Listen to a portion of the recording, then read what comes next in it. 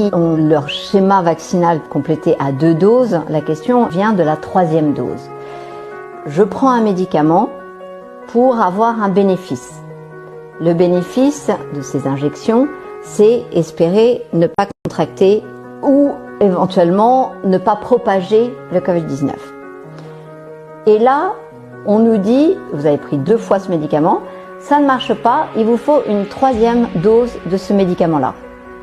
Et non seulement il vous faut une 3e dose, mais il faut que vous la preniez tous les 3 mois.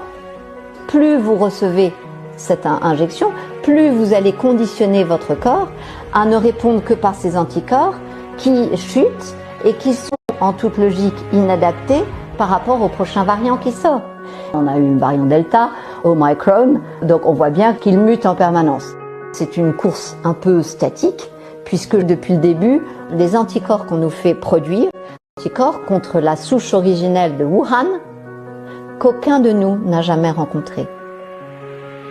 Dès lors, toutes les efficacités n'ont été que décrescendo, et c'est logique, car le virus mutant de plus en plus, nos anticorps, il y a un moment où ils n'arriveront même plus à comprendre que c'était contre ce virus-là qu'ils étaient censés réagir.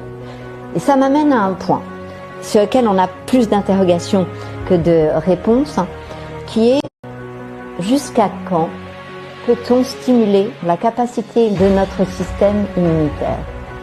Est-il sans fin? Est-il infini?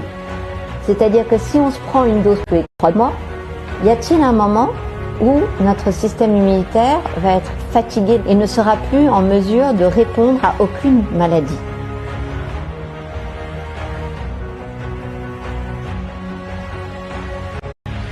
L'urgence devrait être pour chacun d'essayer de récupérer son immunité totale et donc de ne pas la conditionner de plus en plus à des aléas qui forcent notre système à produire des anticorps inadaptés.